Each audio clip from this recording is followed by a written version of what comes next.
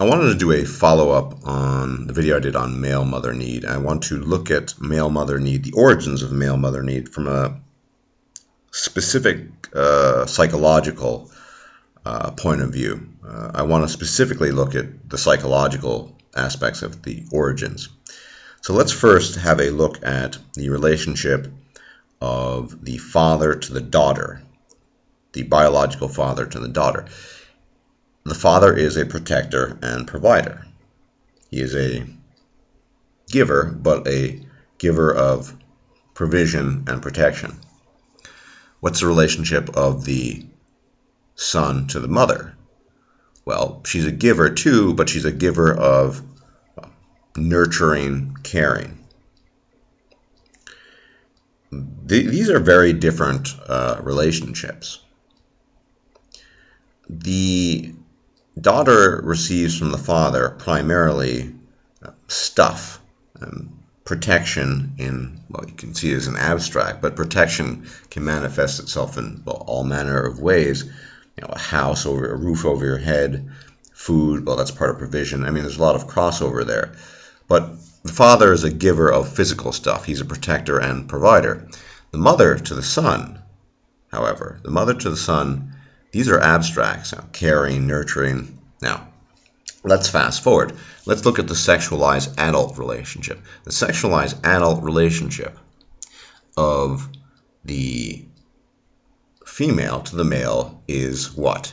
It's one of protection and provision. That is, those are the qualities or the things she's seeking from a male partner. So what we have here really is a consistent state of continuity in what is being sought after by the female. The only real difference, if you think about it, within this context, in a sexualized relationship is just that it's sexualized. The male partner is not genetically related, and let's hope not, and it's sexual in nature. But the things she's seeking from the male are nigh identical to the things she received from her own father, protection and provision. Right? Well, what happens when we take the male, fast forward, what is he looking for in a woman? Well, and we've talked about male mother need a lot. I ultimately believe it comes from a perception of the original mother figure. And what happens is there's a state of discontinuity. There's continuity in what the female seeks, moving from biological father to sexual partner. But there's discontinuity in what the male seeks, moving from nurturing, caring, giving mother to the female. Because you've heard it often enough, I'm not your mother. You hear women say that all the time. What's meant by that, of course, is that she's not there to give you the nurturing and caring that you received from your mother. However, you are there to provide and protect her as a male. And so there's no continuity, or rather there's discontinuity between moving from the mother figure to the sexual female partner, the sexualized female partner. In addition, he has to assume a completely new role, in large measure, as a protector and provider. Now, on some instinctual level, I think men are aware of this, but what men generally aren't aware of, or perhaps what they choose not to acknowledge, or rather reluctantly acknowledge, is the fact that they still have this residual male-mother need based in large measure on their relationship to their mother. Remember, your mother presumably loves you as a male, or the mother figure loves the male son because it's her blood. I mean, that's how women are designed. They love their blood.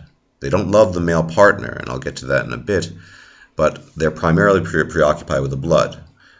The direct progeny, of course, the most, but then to a lesser extent, siblings, parents, things like that. Whereas men, much more so, they're concerned with lots of people, friends, direct progeny, the wife. It's much more all-encompassing. But that discontinuity, I believe, is ultimately the source of male mother need. It never really goes away. But then again, the female desire for protection and provision never goes away. So it all has its origin in the psychology of the relationship, the respective relationship of the sexes to their opposite sex parent, I think, ultimately. So it's that discontinuity that leads men to have a essentially skewed view of women almost their entire lives. I mean, no one tells them about this, and no one really thinks about it very much. And I doubt most men even think about it themselves very much. That there's a discontinuity. Because, quite as I've said many times, a woman's looking for protection and provision, not, and you could almost say nurturing and caring, well, could fall under the sort of protection. You're sort of protecting her, you're giving her, you're making her feel comfortable and quote-unquote loved. I mean, that falls under that umbrella. But she's not looking to give that to you as a male. She's not looking to give that nurturing and caring to a male partner, sexual partner. That's reserved for her own progeny, a daughter or son. That's how women tick. And that's what's meant by when it's said, or when I say, that women view men primarily as tools. You're a means to an end, to provide for her and her offspring. You are there to provide resources, food, money, whatever. But you're not there. She doesn't, given that fact, that that's your role. It's actually absurd, at least in the eyes of the female, that you have this male mother need that originates from the psychological relationship you had with your mother. It's absurd to her that you would expect that. Now, it is true, as I said, that some women will countenance that and give it in a sort of ersatz manner, but and to guarantee the resources that she might want to have from you, but and the work and the labor, but that's not her primary role. So I think the key to understanding this problem lies in the discontinuity between the male relationship to the mother figure, and then moving forward, that transition to the female sexual partner. Whereas with the female relationship to the father, moving to the sexual male partner, there's an almost continuous and relatively straight line of continuity. The attributes, the things that are being sought out, are quite frankly very, very similar. Whereas, even though I would argue, more so than sex even, to a large extent, the male mother need, that nurturing and caring that's being sought in the female partner, that she has that, but that's reserved for her children. That's reserved for her children. It's not reserved for the male partner. And so that need ultimately remains unmet, even if in an artificial manner it's occasionally granted. But that's not her primary role, biologically speaking, and she doesn't see it as her primary role. And men are unaware of this because they go through most of their lives with this skewed vision of women as nurturers and caregivers. But that's really the singular role of the mother figure. The mother of your children is that person too, but to your children, not to the male partner, not to you as a male partner. You might have sired those children, but as a sire, your job is to provide and protect.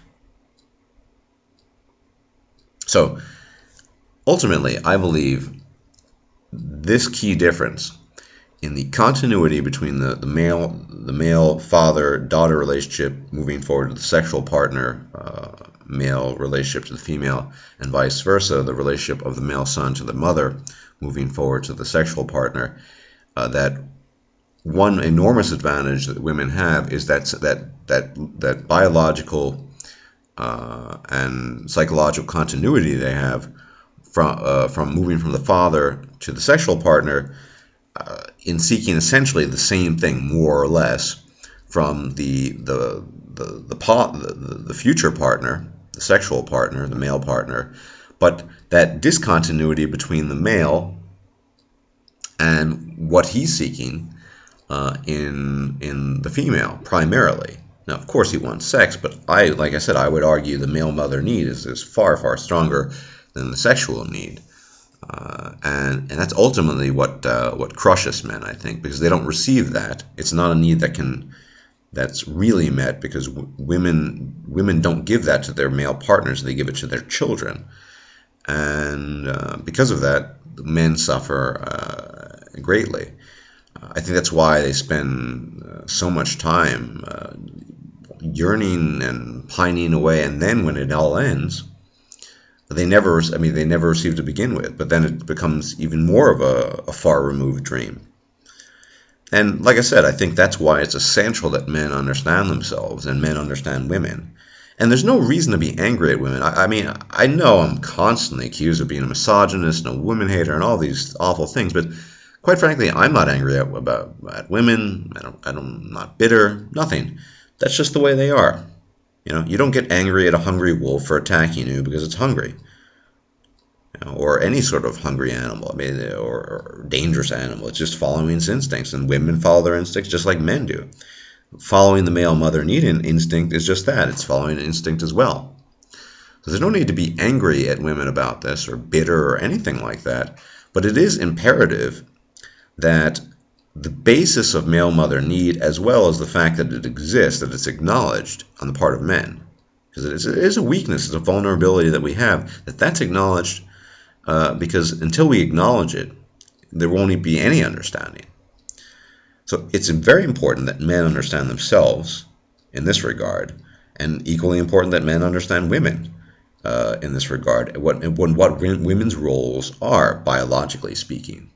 Look at the continuity between the daughter-father relationship moving to the sexualized partner, and look at the discontinuity moving from the male-mother relationship to the sexualized female partner. There is discontinuity versus continuity, and that makes things a lot easier for women and a lot more difficult for men.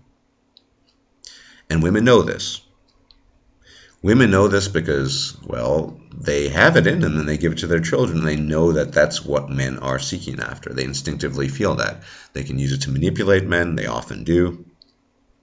And unless men are aware of that, they might let themselves be taken advantage of, and, well, all kinds of bad things can ensue. Marriage, divorce, suicide, the whole enchilada, as it were.